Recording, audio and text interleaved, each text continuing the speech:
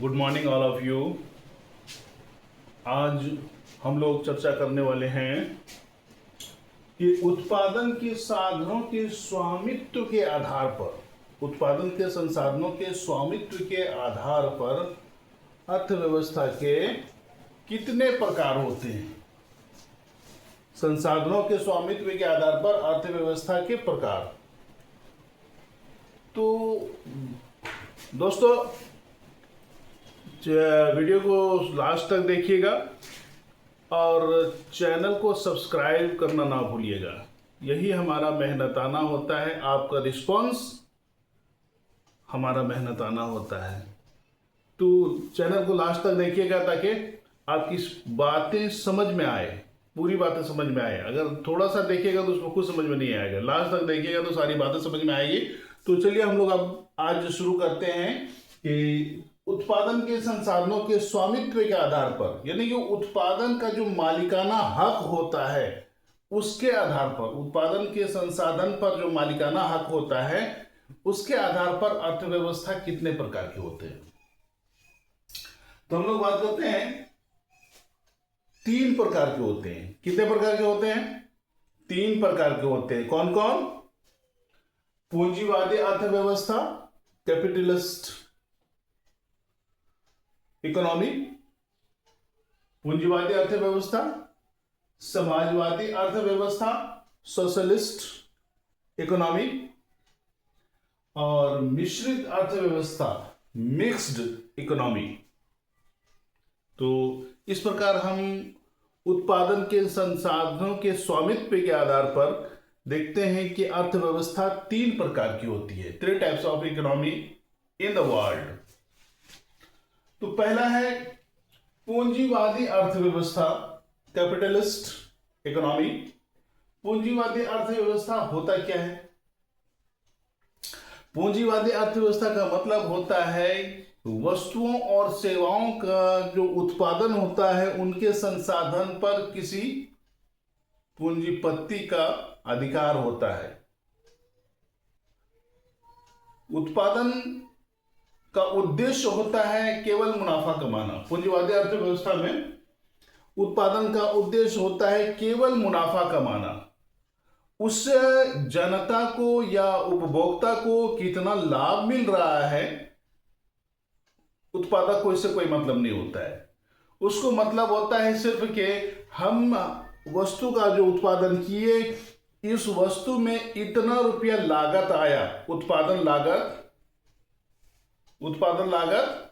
इतना रुपया आया और इतना % हमको उसमें मुनाफा चाहिए, इतना % उसमें मुनाफा चाहिए। तो उसी हिसाब से वो अपना प्राइस फिक्स करता है। प्राइस मांग एंड सप्लाई के आधार पर नहीं होता है, बल्कि उसकी मर्जी होती है कि इस वस्तु का मैन्युफैक्चरिंग कॉस्ट, उत्पादन लागत 10 रुपया आया है, तो इस पे हमको 20% प्रॉफिट चाहिए, तो वो 12 रुपया उस पर मूल्य अंकित कर देता है। ये नहीं सोचता है कि इससे उपभोक्ता को कितना लाभ मिलेगा, उपभोक्ता इससे कितना लाभान्वित होगी, उपभोक्ता कितना फायदा उठाएंगे, उसी के अनुसार वस्तु की कीमत का निर्धारण होना चाहिए। नहीं, यहां पे वस्तु की कीमत का निर्धारण उसके मुनाफा के आधार पर होता है कि हमको इसमें कितना मुनाफा चाहिए। पूंजीवादी अर्थव्यवस्था में जन कल्याण के बारे में नहीं सोचा जाता है, समाज कल्याण के बारे में नहीं सोचा जाता है, केवल उद्योगपति के कल्याण के बारे में सोचा जाता है, उद्योग के कल्याण के बारे में सोचा जाता है। ठीक है।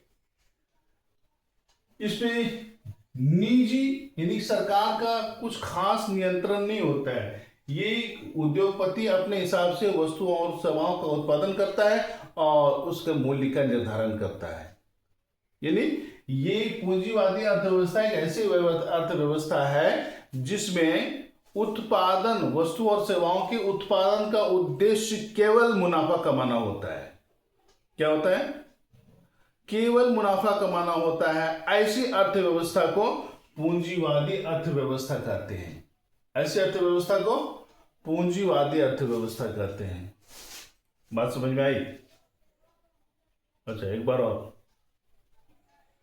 पूंजीवादी अर्थव्यवस्था किसको कहते हैं? वैसी अर्थव्यवस्था जिसके अंतर्गत वस्तुओं एवं सेवाओं का उत्पादन केवल मुनाफे के उद्देश्य से किया जाता हो, जन कल्याण के उद्देश्य से, समाज कल्याण के उद्देश्य से नहीं, बल्कि मुनाफे के उद्देश्य से किया जाता हो, वैसी अर्थव्यवस्था को पूंजीवादी अर्थव्यवस्था कहते हैं। क्या कहते हैं? पूंजीवादी अर्थव्यवस्था कहते हैं। जैसे अमेरिका, इंग्लैंड, ऑस्ट्रेलिया, जापान, बहुत सारे ऐसे देश हैं जो पूंजीवादी अर्थव्यवस्था वाला देश है। वहां निजी कंपनी ज्यादा होते हैं, सार्वजनिक कंपनी शायद ही कम होते हैं। ठीक है, तो ये पूंजीवादी अर्थव्यवस्था समझ में आ गया है। अब हम लोग देखते हैं समाजवादी अर्थव्यवस्था। ये समाजवादी अर्थव्यवस्था क्या होता है? वैसी अर्थव्यवस्था जिसके अंतर्गत वस्तुओं एवं सेवाओं का उत्पादन का उद्देश्य जन कल्याण होता है। उत्पादन का उद्देश्य उपभोक्ता कल्याण होता है। ऐसी अर्थव्यवस्था को समाजवादी अर्थव्यवस्था कहते हैं। नाम से ही पता चल रहा है समाजवादी मतलब इसमें कुछ ना कुछ तो उपभोक्ता के बारे में सोच रहा होगा। समाजवादी अर्थव्यवस्था क्या है? वैसी अर्थव्यवस्था है जिसके अंतर्गत वस्तुओं एवं सेवाओं का उत्पादन का उद्देश्य जन कल्याण होता है, समाज कल्याण होता है, उद्योग कल्याण नहीं। यानी कि वैसी वस्तु का उत्पादन किया जाता है जिससे उपभोक्ताओं को अधिक से अधिक लाभ हो, उपभोक्ताओं की अधिक से अधिक आवश्यकताओं की पूर्ति हो, और उस पर मुनाफा उतना ही लिया जाता है जिससे कि उसमें काम करने वाले लेबर, वर्कर और उसमें जो उत्पादन लागत है उसकी कीमत, बिजली वगैरह जिसका भी इस्तेमाल होता है, अगर भाड़े का मकान है तो मकान का भाड़ा निकल जाना चाहिए। तो इस तरह से जो उसमें न्यूनतम लागत है बस उतना ही कीमत लिया जाता है। पूंजीवादी अर्थव्यवस्था की तरह नहीं कि तुम मर जाओ, हमको उससे क्या मतलब है, अगर तुम मेरा सामान खरीदते हो तो हमको इतना कीमत चाहिए, नहीं तो यहां से निकल लो। लेकिन समाजवादी अर्थव्यवस्था में क्या होता है? ये समाज कल्याण के उद्देश्य से वस्तुओं एवं सेवाओं का उत्पादन किया जाता है और यह ध्यान रखा जाता है कि उसकी कीमत इतनी हो कि सभी उपभोक्ता उस वस्तु को खरीद सके। कीमत पर ध्यान रहता है। इसमें जितने भी व्यवसाय, उद्योग होते हैं वो सब सरकार के नियंत्रण में होता है। कहां होता है? सरकार के नियंत्रण में होता है। वो सरकार की मर्जी के बगैर, सरकार के आदेश के बगैर किसी वस्तु का ना तो उत्पादन कर सकता है और ना ही उसकी कीमत को बढ़ा सकता है। सरकार को लगता है कि इस वस्तु से उपभोक्ताओं को अधिक लाभ होगा तो उसको सस्ता करता है कि ये भाई ये ज्यादातर उपभोक्ता के लिए ये सामान जरूरी है, तो इसलिए इसको सस्ता किया जाए ताकि सारे उपभोक्ता वस्तु को खरीद सके। जैसे हम लोग देखते हैं आज नहीं, सदियों से देख रहे हैं कि नमक सबसे जरूरी है और सभी परिवार के लिए, शाकाहारी हो, मांसाहारी हो, सर्वाहारी हो, कोई हारी हो, नमक सबके लिए जरूरी है। और नमक का कोई सब्स्टिट्यूट नहीं है, कोई विकल्प नहीं है, उसका कोई प्रतिस्थापन नहीं है, तो उसकी कीमत तो 10 रुपए किलो है। कुछ नमक 20 रुपए किलो भी है और कुछ नमक 30 रुपए किलो भी है। लेकिन जनरल जो आम जनता के लिए है वो आयोडाइज्ड नमक 10 रुपए किलो खुलेआम मिल रहा है। बिना नमक का सब्जी टेस्ट ही नहीं आएगा। लेकिन यही है, चीनी है 45 रुपया, 48 रुपया, 50 रुपए किलो, क्योंकि वो सब नहीं खाता। अगर चीनी महंगा होगा या नहीं खाएगा तो कोई बात नहीं है, लेकिन नमक महंगा हो कि सस्ता हो आपको खाना ही पड़ेगा। इसलिए नमक सस्ता रखा है सरकार ने। ये आवश्यक आवश्यकताओं में से है। तो समाजवादी अर्थव्यवस्था समझ में आया? वैसी अर्थव्यवस्था जिसमें वस्तुओं और सेवाओं का उत्पादन जन कल्याण के उद्देश्य से किया जाता हो, मुनाफे के उद्देश्य से नहीं, जन कल्याण के उद्देश्य से किया जाता हो, ताकि उपभोक्ताओं का अधिक से अधिक कल्याण हो, अधिक से अधिक लाभ प्राप्त हो, कम लागत में ज्यादा से ज्यादा काम होने वाली वस्तु प्राप्त हो जाए, ज्यादा से ज्यादा उपयोगी वस्तु प्राप्त हो जाए। ऐसी अर्थव्यवस्था को समाजवादी अर्थव्यवस्था कहते हैं। क्या कहते हैं भाई? क्या कहते हैं? हाँ ठीक है, समाजवादी अर्थव्यवस्था कहते हैं सोशियोलिस्ट इकोनॉमी। ये जैसे अपना रूस है, सोवियत संघ, अब तो सोवियत संघ टूट गया है, सोवियत रूस, चाइना, इधर जर्मनी, फिर आपका क्यूबा, बहुत सारे देश हैं जो समाजवादी राष्ट्र के अंतर्गत आते हैं और समाजवादी अर्थव्यवस्था वहां पे है। यदि जितने भी उत्पादक है, वस्तुओं सेवाओं का उत्पादक है, उस पर सरकार का पूर्ण नियंत्रण होता है। वो अपनी मर्जी से कीमत का निर्धारण नहीं कर सकता है और न ही वस्तु का उत्पादन कर सकता है। उसके बाद हम लोग आगे देखते हैं मिश्रित अर्थव्यवस्था, मिक्स्ड इकोनॉमी। देख रहे हैं, मिश्रित अर्थव्यवस्था, पूंजीवादी अर्थव्यवस्था, समाजवादी अर्थव्यवस्था, मिश्रित अर्थव्यवस्था।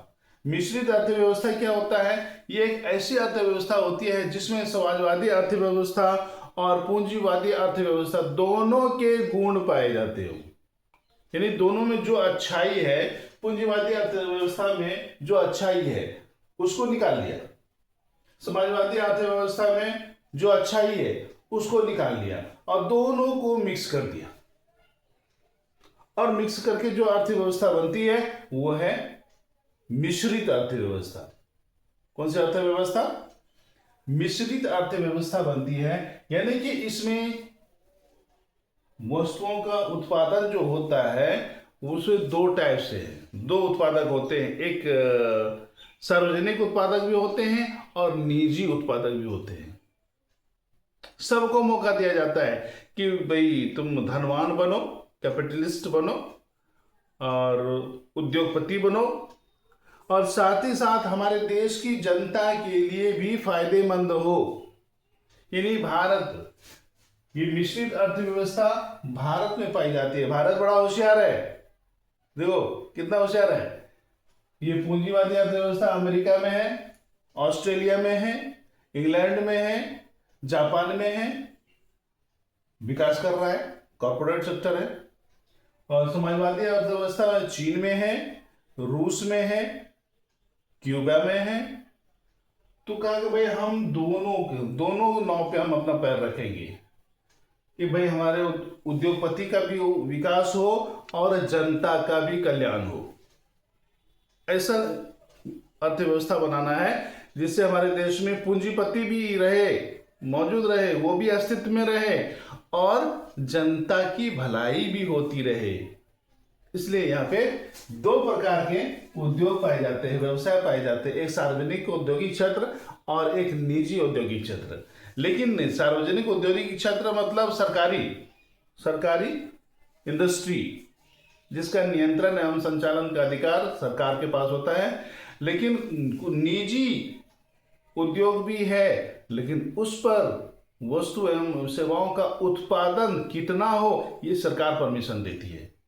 भारत में वस्तुओं और सेवाओं का उत्पादन कितना हो ये सरकार परमिशन देती है, और उसकी कीमत का निर्धारण भी सरकार के द्वारा की जाती है। अगर कभी कभी कीमत बढ़ जाती है, अभी जैसे अभी जो हमारे देश के वित्त मंत्री है निर्मला सीतारमण जी, उन्होंने अभी जो बजट पास किया और उसमें टैक्स स्लैब में कटौती कर दी, बहुत सारी वस्तुओं पर टैक्स हटा दिया। जब टैक्स हटा दिया तो उस वस्तु की कीमत घट गई, अब उपभोक्ता को राहत है। जैसे मान लेते हैं कोई वस्तु 20 रुपए की थी, अब हो गया 18 रुपया। 18 तो 2 रुपया उपभोक्ता के लिए बचा ना। अब कंपनी वाला या तो ये करेगा कि उसकी कीमत 18 रुपये निर्धारित करेगा या राउंड फिगर करेगा तो उस वस्तु की मात्रा बढ़ाएगा। अब 2 रुपये का जितना भी मात्रा बनता है वो 2 रुपये का मात्रा बढ़ा देगा ताकि राउंड फिगर 20 आ जाए या 10 आ जाए। ठीक है। तो मिश्रित अर्थव्यवस्था में क्या होता है, समाजवादी अर्थव्यवस्था और पूंजीवादी अर्थव्यवस्था दोनों के गुण पाए जाते हैं। यानी हमारे देश में सार्वजनिक क्षेत्र भी है और निजी क्षेत्र भी है। सार्वजनिक क्षेत्र में वस्तुओं और सेवाओं का उत्पादन जनता के कल्याण के लिए किया जाता है, उसमें मुनाफे की आवश्यकता नहीं है। और निजी क्षेत्र में मुनाफा चाहिए लेकिन सरकार के नियंत्रण में मुनाफा चाहिए, मगर सरकार के नियंत्रण में सरकार द्वारा वस्तु का और सेवाओं के उत्पादन की मात्रा का परमिशन दिया जाता है और उसकी कीमत का निर्धारण भी सरकार करती है। जबकि अर्थशास्त्र बताता है कि वस्तु की कीमत का निर्धारण उपभोक्ता द्वारा किया जाता है। अगर किसी वस्तु की मांग अधिक है यानी कि उपभोक्ता उसकी मांग अधिक कर रहा है तो वस्तु की कीमत धीरे धीरे बढ़ जाएगी। अगर किसी वस्तु की कीमत अधिक है तो उपभोक्ता उस वस्तु को खरीदना छोड़ देता है, नहीं चलो ये महंगा है दूसरा लेते हैं, क्योंकि हमारे पास चुनने का आधार ये अधिकार है और उसका सब्स्टिट्यूट विकल्प हमारे बाजार में उपलब्ध है। तो उस वस्तु को छोड़ देते हैं, जो सस्ती वस्तु होती है उसको हम खरीदने लगते हैं। तो उस उद्योगपति को, उस उत्पादक को लगता है कि हमारी वस्तु की मांग घट गई है, फिर वो अपने या तो उसकी कीमत में कमी करता है या उसका क्वालिटी बढ़ा देता है, थोड़ा क्वांटिटी बढ़ा देता है। तब जाके फिर उपभोक्ता कहता है नहीं अब ये वस्तु ठीक है, सस्ता है, फिर उसके ऊपर वो टूट पड़ते हैं। इस तरह से हमारे देश में यानी कि मिश्रित अर्थव्यवस्था वाले देश में वस्तुओं एवं सेवाओं की कीमत का निर्धारण होता है। मुझे उम्मीद है कि आज का सेशन काफी अच्छा लगा होगा। चैनल को सब्सक्राइब करना ना भूलिएगा। अगले सेशन में फिर मिलेंगे। जय हिंद।